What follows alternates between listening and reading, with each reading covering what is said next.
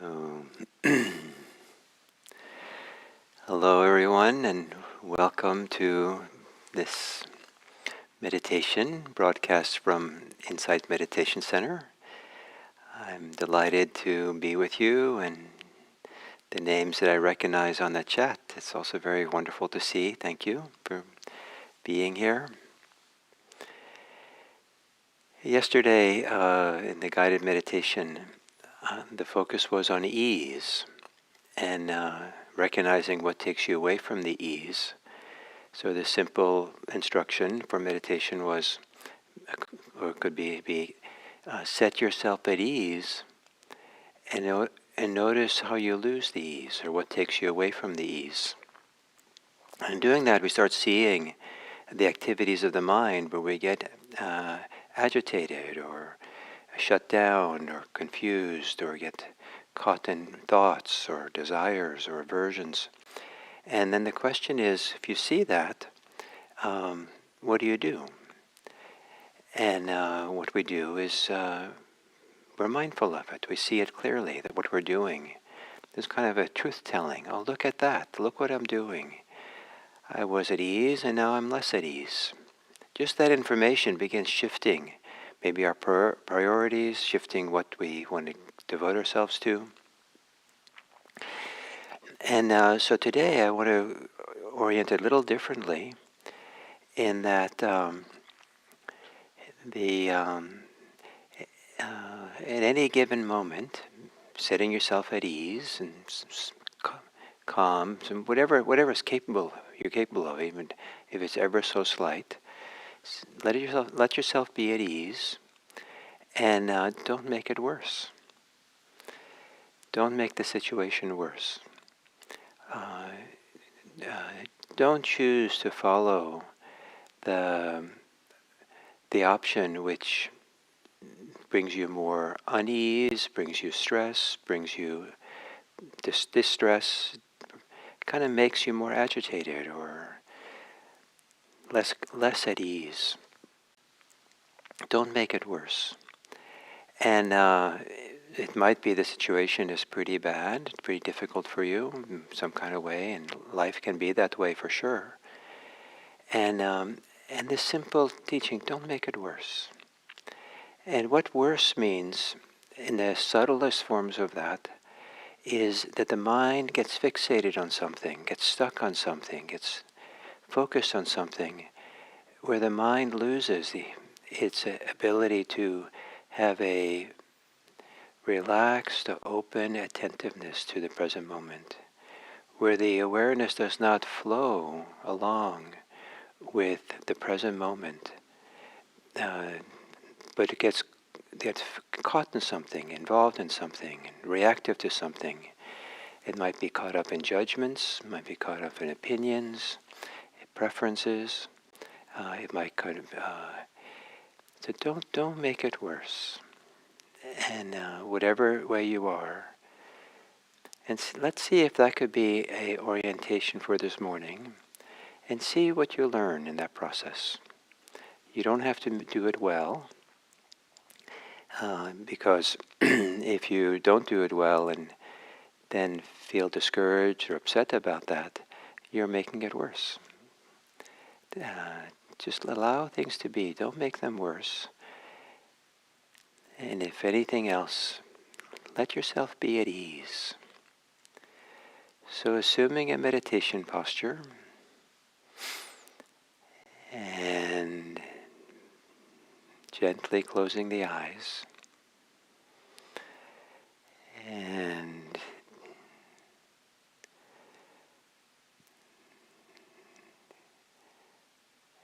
become aware of your body, the whole body, as globally as is easy for you.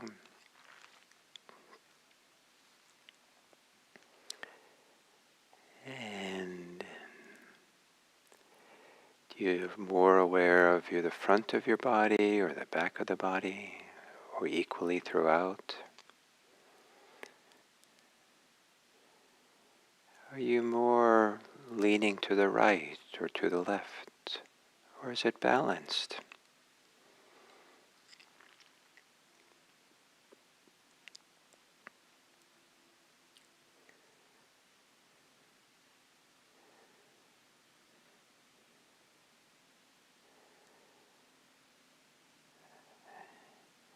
And within this global body, taking a few deeper breaths and relaxing the whole body as you exhale.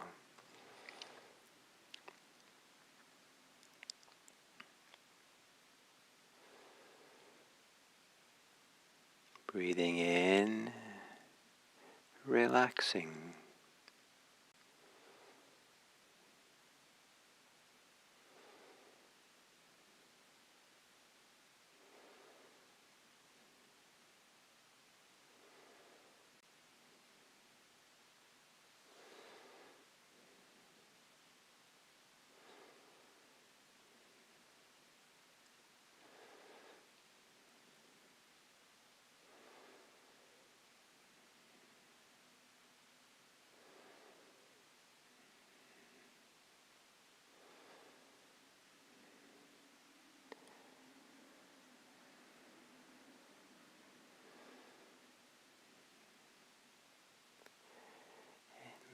Letting your breathing return to normal. With a normal breath, relax your thinking mind. Soften the mind. Maybe the thinking mind can broaden and spread wide.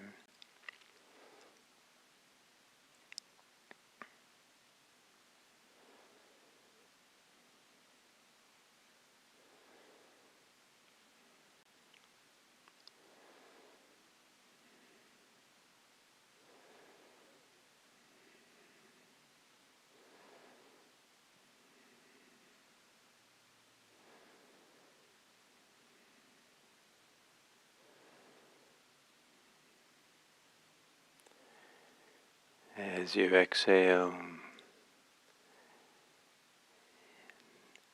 in whatever way is easiest for you, or however slight, set your heart at ease.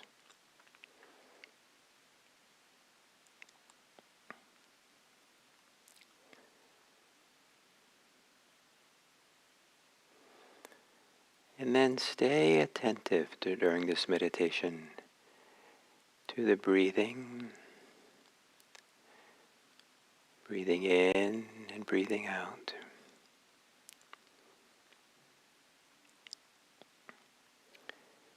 And stay also attentive to what your mind is doing. And is there any way in which you're meditating or doing anything else with the mind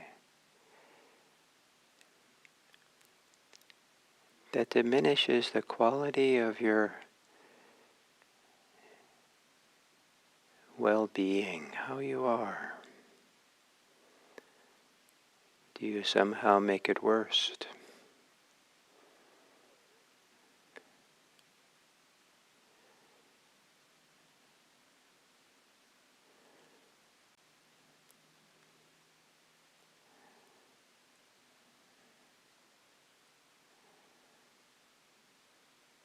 The more calm and quiet and centered you are,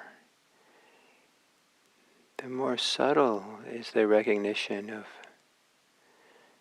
what makes the situation worse, the option which is less desirable because the mind has gotten activated or agitated.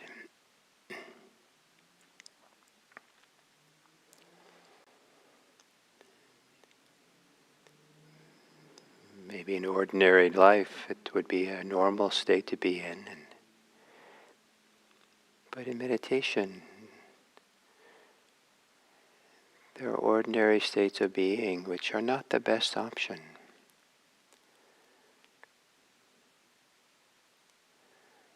Don't try to make those options, but avoid the options that make it worse.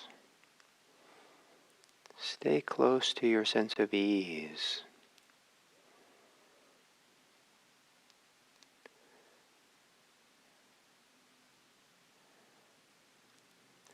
Even if you feel uneasy,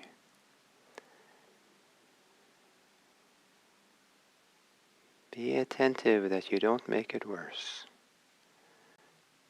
Stay with the situation. Breathe.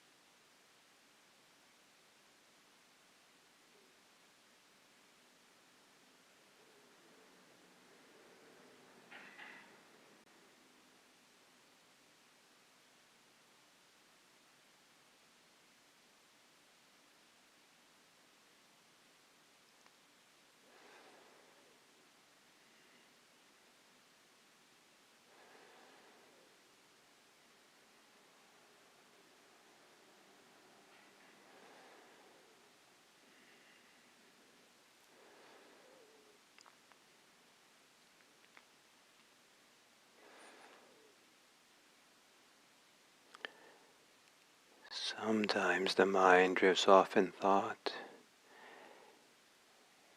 and our state becomes worse, becomes more distressed or stressed or agitated. Sometimes it's almost second nature to judge and find out what's wrong, and the situation becomes worse. Allow yourself to be as simple and as at ease as you can. With ease and simplicity, stay here with your breathing, appreciating how simplicity and ease and attention can be a protection from the automatic ways that we might make it worse for ourselves.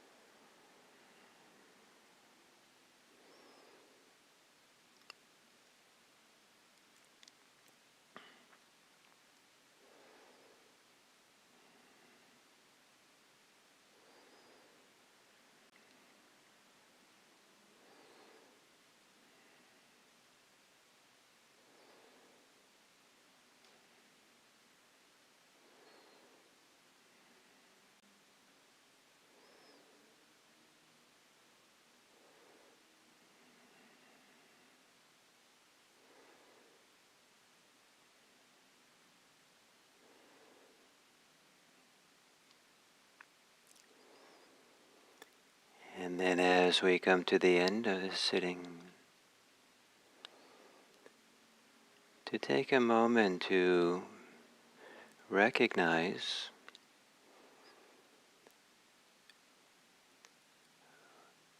if there's something about the calm or the subtleness,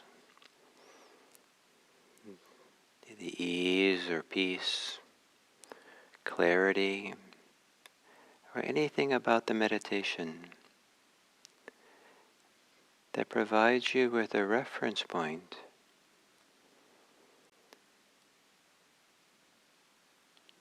to recognize when you are making it worse for yourself. Maybe by reacting, judging, coming to fixed conclusions, resisting, pushing away.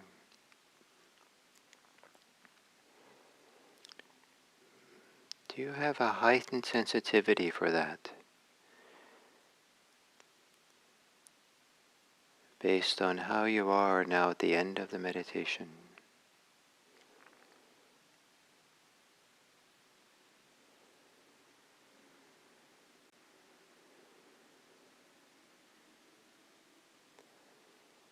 And then may it be that as you go into your life today, in whatever way is next for you,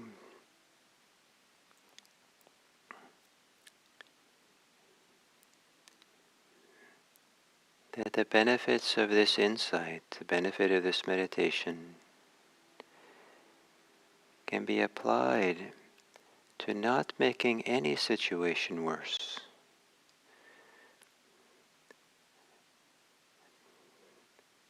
For ourselves, for others, by what we say, by what we do, even by what we think.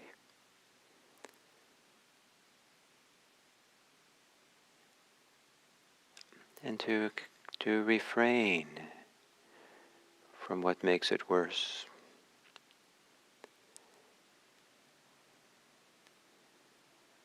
And may we hope that in doing so, the benefits of this meditation are something that we can share with others. May we care for others. May their well-being be of our interest and our orientation. May we live for the welfare and happiness of others. May all beings be happy. May all beings be safe. May all beings be peaceful. May all beings be free.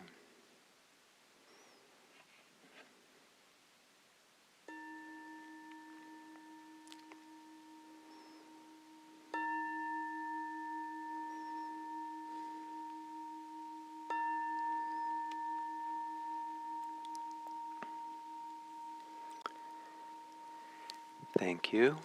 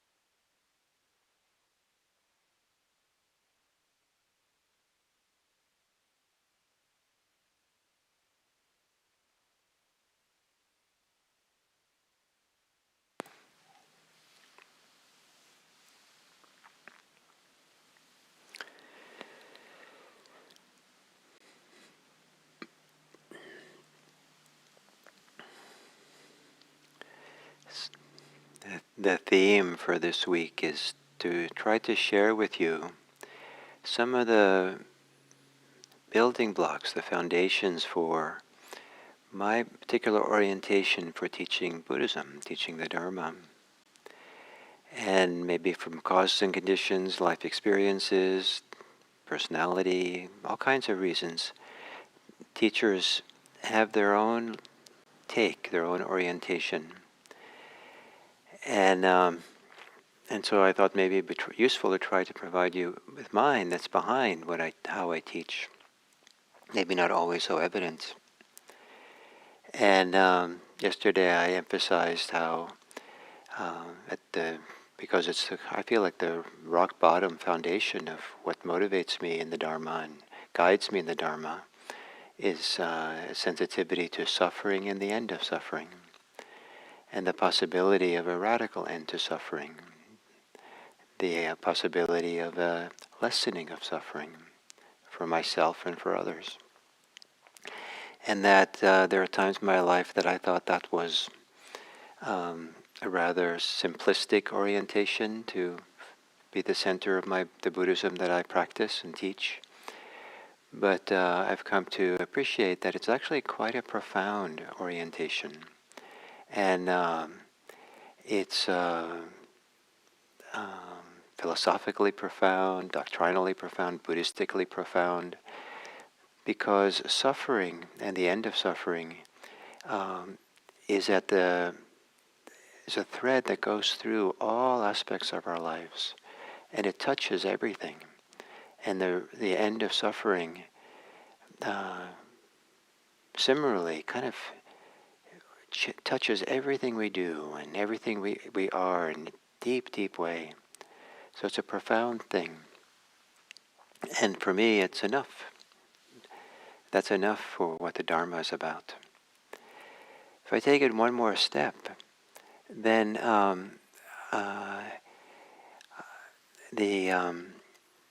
have an orientation, maybe from my Zen practice partly, maybe based on my background, that I kind of have an orientation to not settle, to not center on any view, any philosophy, any point of view, even though I just provided one, the end of suffering and the end of suffering, but not to center, not to rest there, not to hold on to that as being it. And so, if anything, the idea of having no view is the view that I like. To not rely on any particular understanding, but rather to rely on awareness, to rely on letting go, to rely on showing up fresh for the next moment, not bringing anything with me.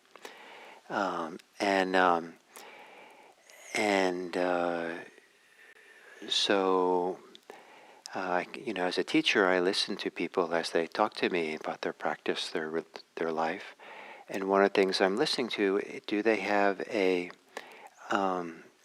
view that they're holding on to? Do they have an orientation that maybe is a useful one, but they're a little bit too attached to it? Orientations, views are useful, and they have their place in practice and in life, but they also have their limitation. And sooner or later in Buddhist practice, we see the limitation of all views and the possibility of living without views, of being without views, maybe even if it's just temporarily in deep meditation. And along with that is not having some idea of anything that is ultimate, a view about something is the best and the most wonderful and the ultimate experience, the ultimate reality, the ultimate teachings, that something is ultimate and better than anything else. And this is a orientation that we see in the very earliest Buddhist texts, that the earliest teachings perhaps of the Buddha in a text called, in English, would be called the Book of Eights, the Atthakavagga. And I have a translation of it that's published. The title of the book is called The Buddha Before Buddhism. And the reason for that title is that the orientation there kind of undercuts all views, and kind of lends itself to this idea that there's nothing ultimate. To have some idea of ultimate is a view, and it sets up a contrast with what is not ultimate and with other people's religion. And the earliest teachings of Buddhism kind of pulled the rug from underneath any attempt to make Buddhism into a religion that has ultimate kind of value and purpose. And some people find this kind of idea maybe even offensive, difficult, unappealing. I find it liberating. I find it just delightful to be able to live without holding on to any view at all. Related to this idea is in later Buddhism, Mahayana Buddhism, there's two contrasting philosophical traditions. One is called the middle tradition, or the middleness tradition, and the other is called the mind-only tradition, or Yogacara, which means the practitioners of yoga. And the Madhyamika, the emptiness people, believe that there is nothing which is not empty. Everything is insubstantial, everything is impermanent, shifting, changing. Everything is conditional, contingent. And there's no place to land with attention, to take a stand, to hold on to anything. And this just freedom, just allow everything to just move through us, and for us to be part of the river and of life, and just find our way and navigate in the river, but everything, nothing, no place to stand. The Yogacara school, the Chittamatra school, the mind-only school, believed the same thing, that everything is empty except for the mind, or except for consciousness. And we find, even in the modern world, a divide between those teachers who want to emphasize that everything is empty, but there's also consciousness, a form of consciousness, or form of mind, which is ultimate and transcendent. And those who are more Madhyamika, these middle people, middleness people, that believe in the emptiness of all things, and nothing has ultimacy, nothing has any permanence. And so I'm more in this Madhyamika orientation. I'm more in the orientation that doesn't want to take anything as, it doesn't see anything as ultimate, as permanent, as the thing. That everything is in the process of flow. Everything's in the river of life. And that to take a stand anywhere, in a view, in a position, and the idea that anything is ultimate, makes the situation worse. It adds a little bit of stress, a little bit of holding on. So that's my orientation, and to be this explicit about it, I kind of have some reluctance to do, because I don't want to be dismissive or be disrespectful for people who have a different orientation. And people who have a different orientation are teachers, have phenomenal practitioners, and to have come to their understanding, it comes from a very, very deep practice. And sometimes the way to harmonize these two is that it's like a difference between, is light a particle or a wave?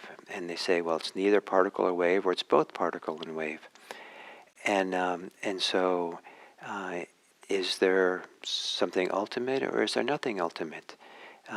Is there both ultimacy and not ultimacy? Is there a kind of view that we can hold on to or have that is neither a view or not a view, or is both a view and not a view? Or is it two sides of the same coin, two sides of the same hand? And depending which way we look at it, we come to a different conclusion. So, we don't have to even take what I'm offering, the view of no view, the view of nothing ultimate. It's not very interesting to make those views and hold on to those. There's ways of just kind of letting that go too, and not being so focused on it and not making those ultimate and the thing. So in this way, the if I'm kind of closer to the emptiness school of Mahayana Buddhism, and I think that in early Buddhism they don't have these schools, they don't have to articulate the philosophies as much, but in the earliest tradition it's just to practice non-clinging, to understand the value of not holding on to anything at all, and that the freedom from suffering is freedom from not fixating on anything, including religion, including philosophical views, doctrines, any kind of idea that something is the thing, the ultimate thing. And so in focusing on the suffering and the end of suffering, it's kind of like that's ultimate for me, or that's the foundational, but even that's not something to hold on to. There's nothing there to hold on to. And freedom from clinging is freedom from suffering is kind of like the hand a fist has finally been opened up, and it just it's an open hand is just an open hand. There's nothing. The hand itself is not holding on to anything. But if I love that open hand and want to make it into something and grab it, then I've lost the open hand and now I have a fist again. So to end of suffering, it can't be made. You don't want to make that the thing and then hold on to that. So there's nothing to hold on to, and how profound that is. So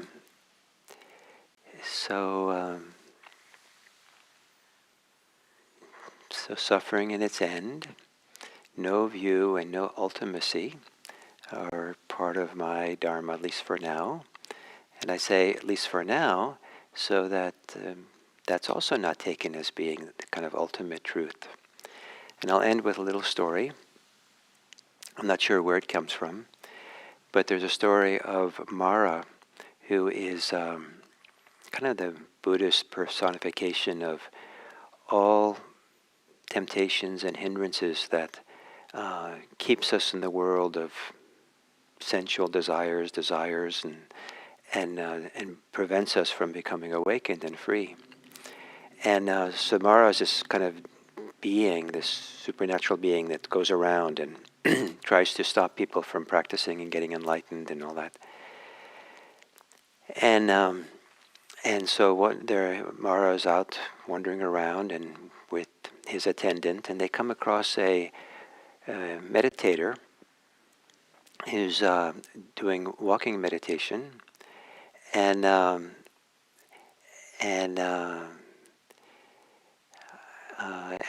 meditator has some deep realization, deep insight, and exclaims happily, "I see the truth! I see the truth!" And Mara just continues without being concerned. And the attendant says to Mara, "Aren't you concerned? This person's discovered the truth and probably on the brink of awakening, or making progress along the way." And Mara says, "No, I'm not so concerned. Soon enough, the person will turn it into a belief."